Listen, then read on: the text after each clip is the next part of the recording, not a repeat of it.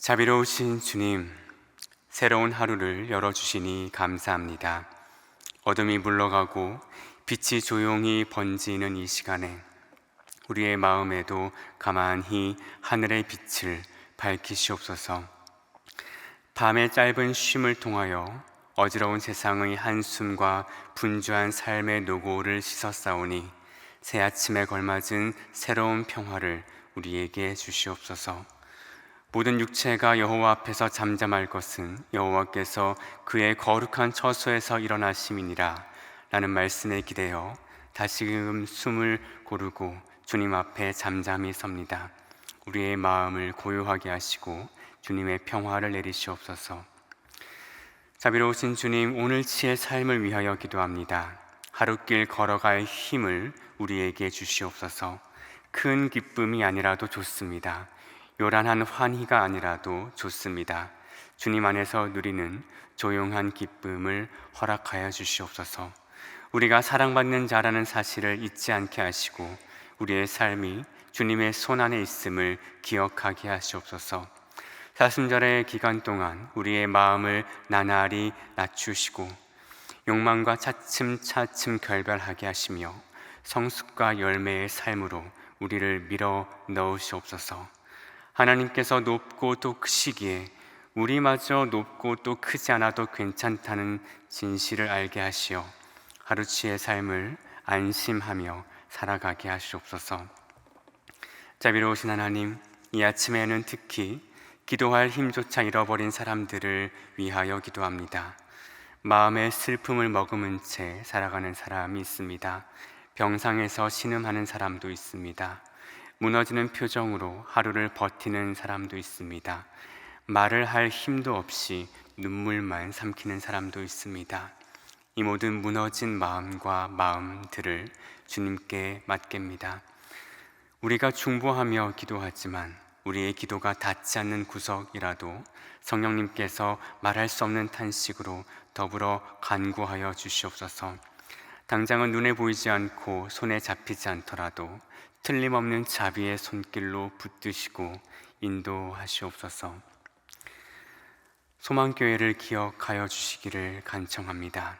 이 교회를 세우신 분도 주님이시며 오늘까지 지키신 분도 주님이십니다. 우리가 교회의 이름처럼 소망을 품고 살아가게 하시며 올해의 주제처럼 서로를 향한 선함이 번져가게 하시고 말과 행동 속에 그리스도인의 온유함이 드러나게 하시옵소서.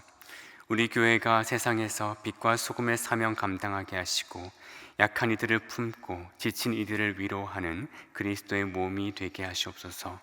우리 안에서 주님의 사랑과 평화를 날마다 경험하여 그 사랑과 평화를 세상으로 흘려보내도록 하시옵소서.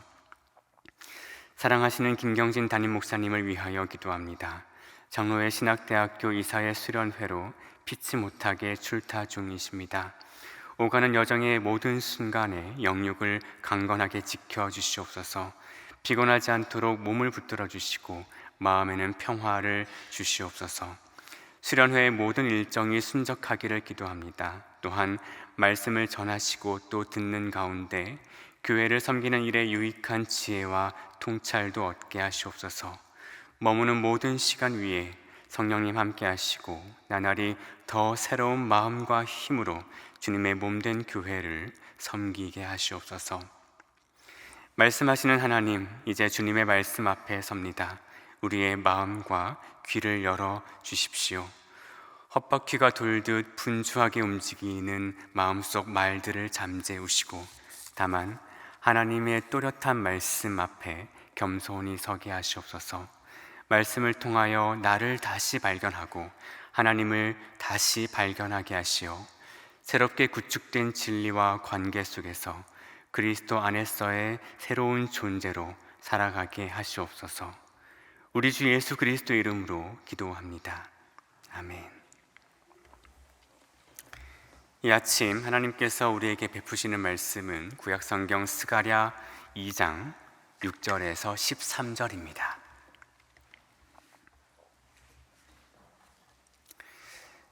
스가랴 2장 6절에서 13절의 말씀 찾으신 줄 알고 한 목소리로 받들어 읽습니다. 오호라, 너희는 북방 땅에서 도피할지어다. 여호와의 말씀이니라. 이는 내가 너희를 하늘 사방에 바람같이 흩어지게 하였음이니라. 여호와의 말씀이니라. 바벨론 성에 거주하는 시온아, 이제 너는 피할지니라. 만군의 여호와께서 이같이 말씀하시되, 영광을 위하여 나를 너희를 노략한 여러 나라로 보내셨나니 너희를 범하는 자는 그의 눈동자를 범하는 것이라. 내가 손을 그들 위에 움직인즉 그들이 자기를 섬기던 자들에게 노략거리가 되리라 하셨나니 너희가 만군의 여호와께서 나를 보내신 줄 알리라. 여호와의 말씀에 시온에 따라 노래하고 기뻐하라. 이는 내가 와서 내 가운데에 머물 것임이라. 그 날에 많은 나라가 여호와께 속하여 내 백성이 될 것이요 나는 내 가운데에 머물리라. 내가 만군의 여호와께서 나를 너에게 보내신 줄 알리라. 여호와께서 장차 유다를 거룩한 땅에서 자기 소유를 삼으시고 다시 예루살렘을 택하시리니 모든 육체가 여호와 앞에서 잠잠할 것은 여호와 앞에서 그의 거룩한 처소에서 일어나심이니라 하라 하더라. 아멘.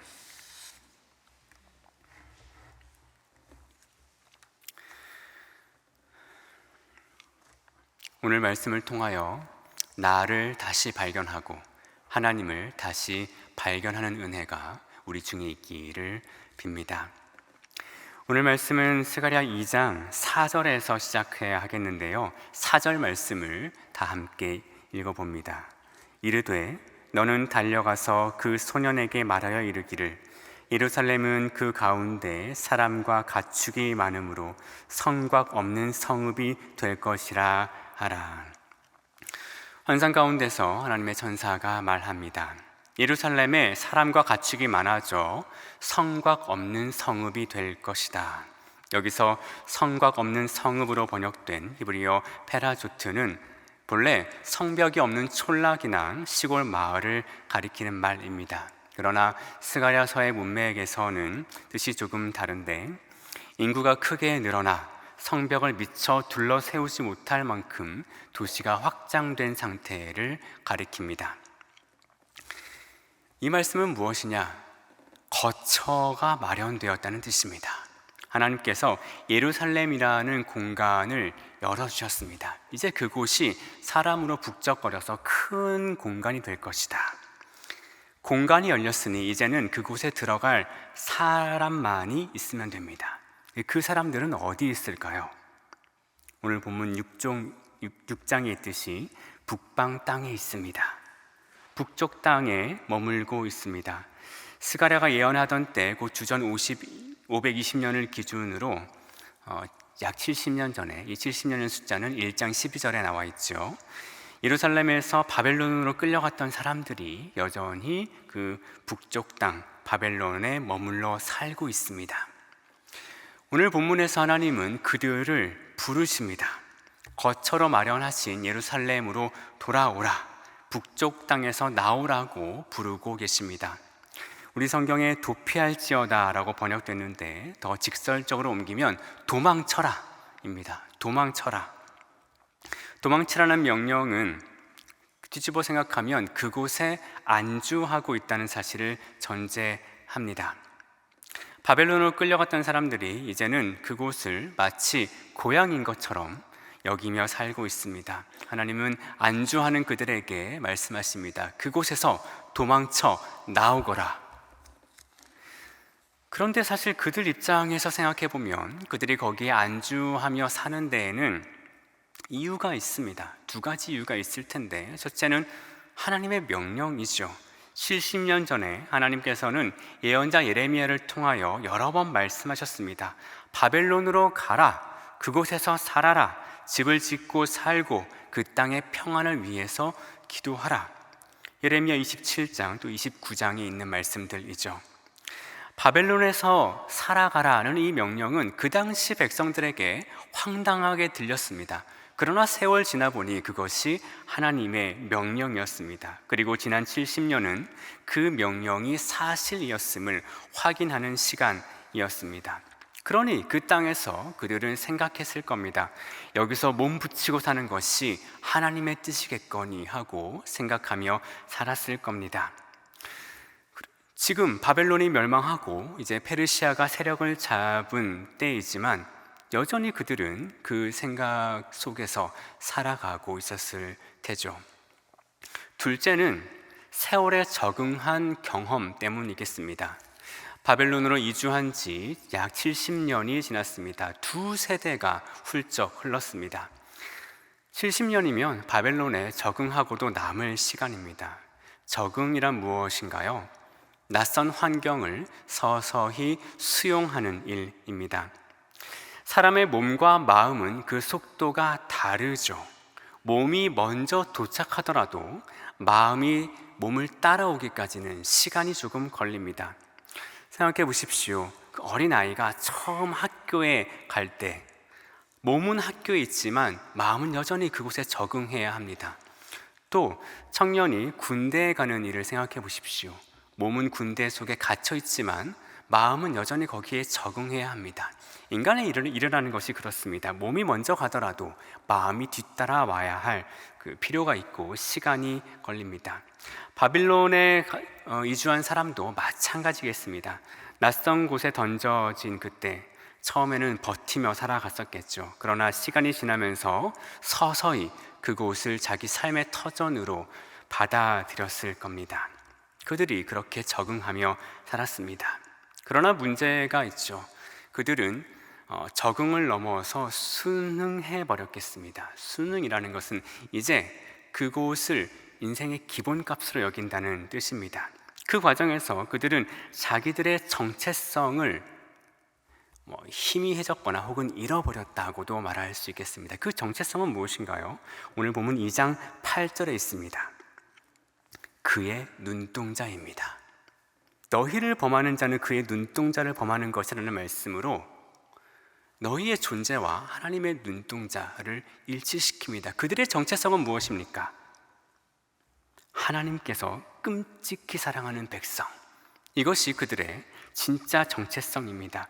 그러나 그들은 이방 땅에서 사는 오랜 기간 동안 그 사실을 희미하게 잊었는지 모릅니다.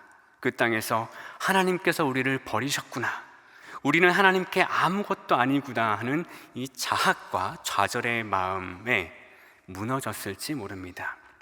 하나님의 백성으로서의 정체성을 잃고 바벨론 땅에 몸붙여 사는 속국 백성으로 살아가고 있었습니다. 그러므로 도망쳐라, 도피하라는 이 말씀은 단순히 지리적 이동을 명령하는 말만은 아니겠습니다. 그 땅에 안주하고 순응한 백성을 향하여서 너가 누구인지 다시 기억하라, 너의 정체성을 기억하라는 하나님의 호출입니다. 여기까지가 나에 관한 말씀이었다면 이제 하나님에 관한 말씀을 보겠습니다. 9절과 11절을 한번 보십시오. 여기에 비슷한 표현이 등장하는데 9절에는 너희가 만군의 여호와께서 나를 보내신 줄 알리라. 또 11절에는 내가 만군의 여호와께서 나를 너에게 보내신 줄 알리라 라는 말씀이 있습니다. 이것은 흔히 예언자 인증 공식이라고 부르는 표현입니다. 하나님께서 어떤 일을 이루신 뒤에 그 일을 통해서 그것을 예언했던 선지자가 참으로 하나님께서 보내신 사람이라는 그 사실을 확증하는 그런 말이지요. 말씀드렸다시피 이스라엘 백성은 이방 땅에서 약 70년을 살았습니다. 고대 사회에는 이런 사고가 있습니다. 신이 특정한 땅 혹은 특정한 민족을 기반으로 활동한다고 여겨졌습니다. 그러니까 야훼라는 이 신은 이스라엘이란 땅, 이스라엘이란 민족을 다스리는 신이다, 이렇게 여기는 것이 고대 근동의 일반적인 사고입니다. 그러므로 이스라엘이 자기 땅을 잃고 바벨론으로 끌려갔다는 사실은 이제 고대인의 시각에서 보자면 이스라엘 땅의 신, 그리고 이스라엘 민족의 신인 야훼가 바빌론의 신인 마르둑에게 패한 것처럼 여길 수 있다는 말입니다. 그러니까 이방 땅은 고대 사회에서 보기에는 자기들의 신인 야훼의 힘이 미치지 않는 곳으로 그렇게 여길 수가 있습니다. 이런 사고 속에서 살아가다 보면 바벨론에서 다음과 같은 의구심을 가질 수 있겠습니다. 바벨론 땅에 사는 우리에게 하나님의 임재가 나타날 수 있는가? 하나님은 이스라엘의 땅, 이스라엘의 민족의 하나님이지 바벨론 땅의 하나님은 아니니 바벨론 땅에 사는 우리에게 하나님의 임재가 나타나지 않을 수도 있다고 착각할 수 있겠습니다. 그런 그들에게 하나님의 사자가 나타나 말합니다. 여기 증거가 있다. 이 일을 보아라. 그리고 이 일을 통해서 하나님께서 나를 보내셨다는 사실을 알아라.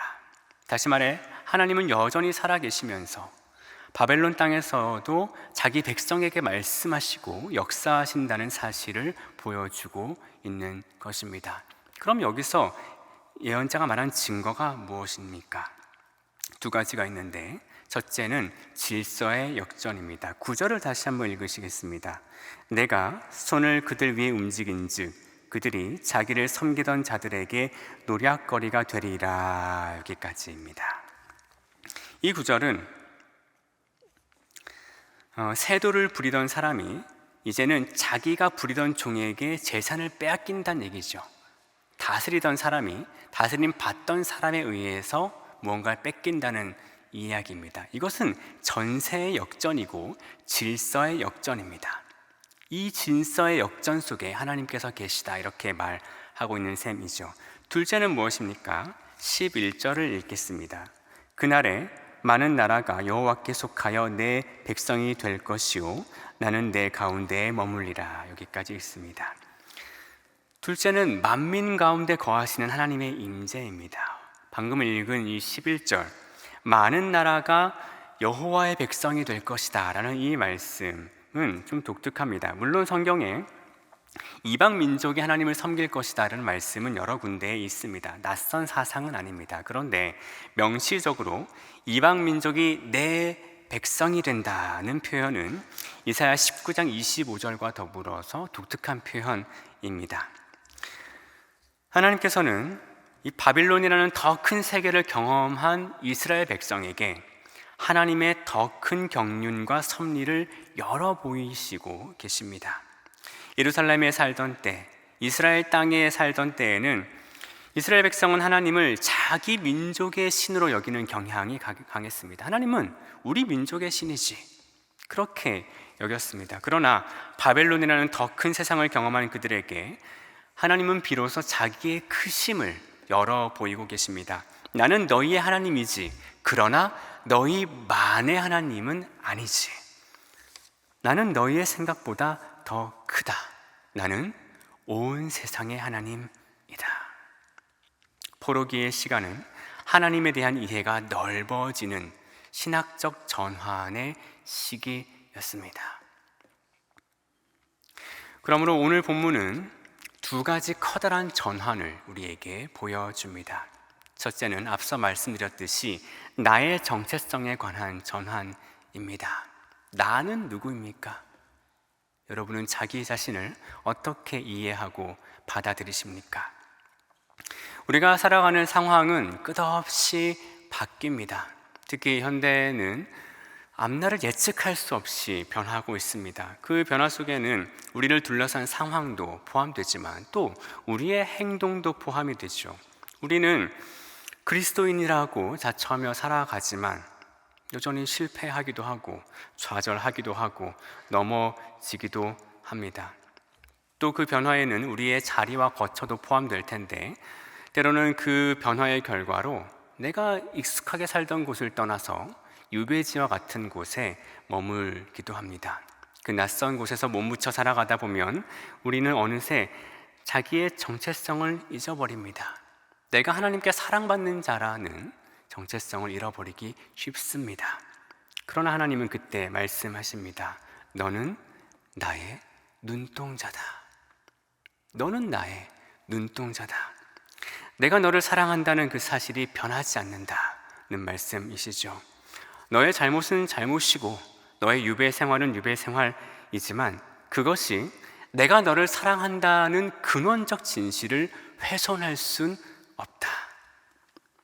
너가 나의 사랑받는 자라는 사실은 어떤 상황도 지워버릴 수 있는 나의 진실한 마음이다. 이것이 하나님께서 우리를 재정의하시는 말씀입니다.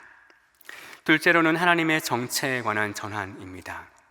앞서 말씀드렸듯이 하나님은 질서를 뒤집으십니다. 하나님은 질서를 뒤집으시는 하나님인데 복음서와 성경 곳곳에 이렇게 되어 있죠. 하나님 앞에서는 스스로 높아진 자가 낮아집니다. 높아진 자는 낮아지고 낮은 자는 높아집니다. 또 먼저 된 자가 나중되고 나중된 자가 먼저 됩니다. 이런 역전이 일어나죠. 또한 하나님은 우리의 신앙 경험에 갇히는 분이 아닙니다. 이스라엘은 자신들만이 하나님의 백성이라고 굳게 믿고 있었지만 하나님은 이방인도 불러서 자기 백성으로 삼으시는 분이었습니다. 하나님은 이방인도 불러서 자기 백성으로 삼으신 뿐더러 그 안에 거하시기를 원한다, 이렇게 말씀하고 계십니다. 오늘 세가랴 본문에서 하나님은 역전을 이루시는 뒤집힘의 하나님이고 동시에 이방인도 불러 자기 백성으로 삼으시며 그 안에 임재하시는 임재의 하나님이십니다. 그런데 이 역전과 임재, 뒤집힘과 함께함, 이 속에서 우리는 예수 그리스도를 발견할 수밖에 없습니다. 역전과 임재는 바로 성육신의 신비가 아니고 무엇이겠습니까? 하나님과 동등하신 분께서 자기를 비워 종의 형체로 오셨습니다. 이것은 대단한 역전이지요. 그리고 이방인인 우리를 부르시고 우리 가운데 거하시기를 원하십니다. 이것은 임재입니다. 이것은 성육신의 신비이죠. 다시 한번 말씀드립니다. 우리가 하나님의 눈동자라는 진실, 그리고 그리스도의 성육신, 이 역전과 임재의 진실 속에 가만히 머물러 보십시오. 오늘 이 말씀을 깊이 묵상해 보시기 바랍니다. 이 기막히고 신비로운 진실 앞에 설 때, 그리고 그것과 일치를 이룰 때 우리는 결국 13절의 말씀 앞에 서게 됩니다. 13절 다시 한번 읽습니다. 모든 육체가 여호와 앞에서 잠잠할 것은 여호와께서 그의 거룩한 처소에서 일어나심이니라. 내가 누구인지 알 때, 내가 정말 누구인지 알 때, 그리고 하나님이 정말 누구신지 알 때, 그때 우리의 반응은 침묵이죠. 우리는 아무 말을 할 수가 없습니다. 자신의 비참함과 존귀함을 동시에 깨달을 때 부끄러워서 입을 다물고 감격으로 입을 다뭅니다. 또한 하나님이 얼마나 크신 분인지 알게 될 때 그 압도적인 경의에 눌려 말문이 막히고 맙니다. 결국 우리에게 남는 것은 하나님 앞에서 겸손한 깊은 침묵이죠. 오늘 하루 이 진실들에 기대어 살아가시길 바랍니다. 내가 하나님의 눈동자라는 진실, 그리고 나만이 아니라 내가 만나는 사람 또한 하나님의 눈동자라는 진실 말입니다. 그 진실 위에 서서 나를 아끼고 너를 아끼며 살아가시길 바랍니다. 영성가 토마스 아켐피스가 이렇게 말했습니다. 이웃에게 상처를 주는 것은 주님의 눈동자에 상처를 입히는 것과 같다. 이 사랑의 실천을 오늘 해보시길 바랍니다. 또한 하나님을 생각할 때 성육신의 신비 속에서 하나님을 깊이 묵상하시길 바랍니다. 높음을 버리시고 낮은 우리 가운데 오신 하나님, 우리와 떨어져 계시지 아니하시고 함께 거하시기를 원하신 하나님, 이 하나님을 깊이 묵상하고 또 경험하시길 바랍니다. 우리 가운데 높은 자리에 계시는 분도 있겠습니다. 그런 분은 예수님께서 높음을 버리셨다는 사실을 기억하시고 겸손하시기를 바랍니다. 또 우리 가운데는 생애 낮은 자리에 처하신 분도 계시겠습니다. 그런 분들께서는 예수님께서 낮은 곳을 자처하셨다는 사실을 기억하고 위로를 얻고 안심하시기를 바랍니다. 이 은혜와 믿음으로 주어진 하루라는 시간을 하나님을 향하여 그리스도 안에서 성령님과 더불어 살아가는 우리 모두이기를 간절히 빕니다. 아멘. 기도합니다. 하늘에 계신 우리 아버지, 아버지의 이름을 거룩하게 하시며 아버지의 나라가 오게 하시며 아버지의 뜻이 하늘에서와 같이 땅에서도 이루어지게 하소서. 오늘 우리에게 일용할 양식을 주시고 우리가 우리에게 잘못한 사람을 용서하여 준 것 같이 우리 죄를 용서하여 주시고 우리를 시험에 빠지지 않게 하시고 악에서 구하소서. 나라와 권능과 영광이 영원히 아버지의 것입니다.